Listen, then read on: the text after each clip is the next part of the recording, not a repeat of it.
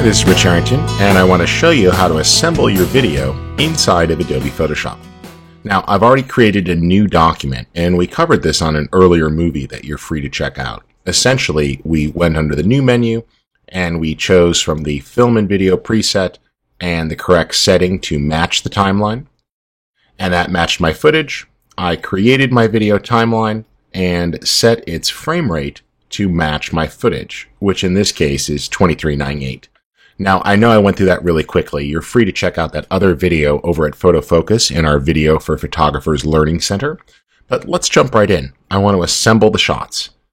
When I'm ready to add clips to my timeline, all I need to do is click the plus button to navigate to them.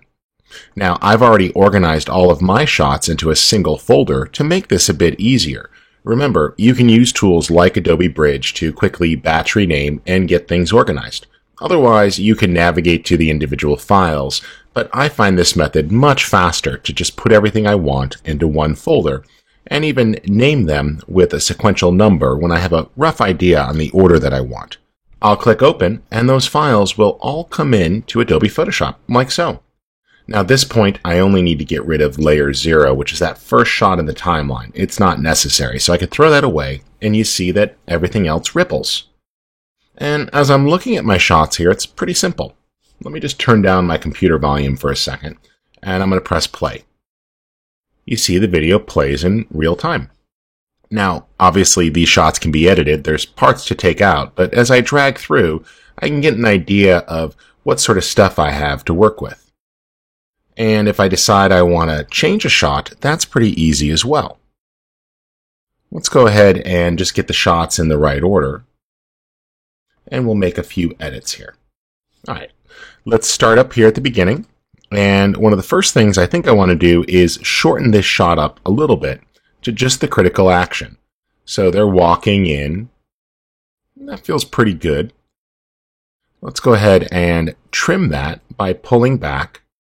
And you see the shot's duration is adjusted. In fact, it will snap right to the playhead, and everything else ripples. Dragging through this next shot, I get an idea of what's there. And I think I'd like to start a little farther in, right before the train comes in. So there's the train coming around the corner. And let's select that clip, and I'll use the scissors here to create an actual edit. You see it splits the segment. Now it's really simple to just click off and then click on the one piece and press the delete key to do a ripple, and you see it gets rid of the shot. So there it is, the train drives in, and I like that. And I think we're just going to go right to being on the train. So let's pull that up a little bit, and we'll take this here, and you see we've got the shot of riding on the train. Now the durations here can all be refined once we get to the music portion of this edit, but I'm just cutting this down to an initial edit to keep only the good parts that I want. And that's one of the most important things with video editing, is to learn how to actually delete things. So why don't we just get rid of the rest of that shot? I'll press delete and everything ripples. And you see the edit is actually starting to take shape. There we go, that looks pretty good. Let's get the rack focus.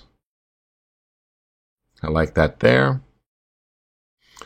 And we'll use the scissors to trim away a little bit and get this down to an initial edit. That looks good. And we continue to ripple and delete. Now, you can really use either method, grabbing the handle and pulling from either side to shorten the shot. And as you do that, you see a nice thumbnail preview where you get an idea about the duration you're working with. That makes it pretty easy to get the initial edit. Or use the scissors there to perform a trim. Let's do an in-camera wipe there. I like that. And we see the street fair.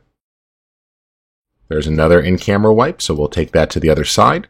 And I'm referring to an in-camera wipe, meaning that somebody crossed the frame, and that's going to create a great edit point to go into the next shot.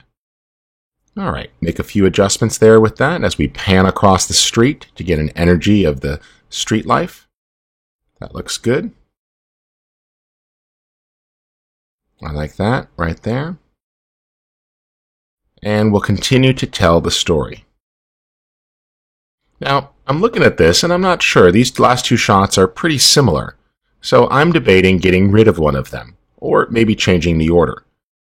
People crossing the street here, they're in the street fair, cross the street, more street life. And I'm just going to put this one here at the end and get rid of this one instead, and that gives me what I want. Now, this is not a complete edit, nor is it a master production, but I've put my initial thoughts together, and that's the best way to start to tell a story, is to just experiment with your footage and try sequencing it to tell an initial story. You'll see at this point, everything is properly lined up. I've got my clips in order. They're in a timeline. And at this point, I'm going to go ahead and add some sound and transitions, but we'll cover that on another movie.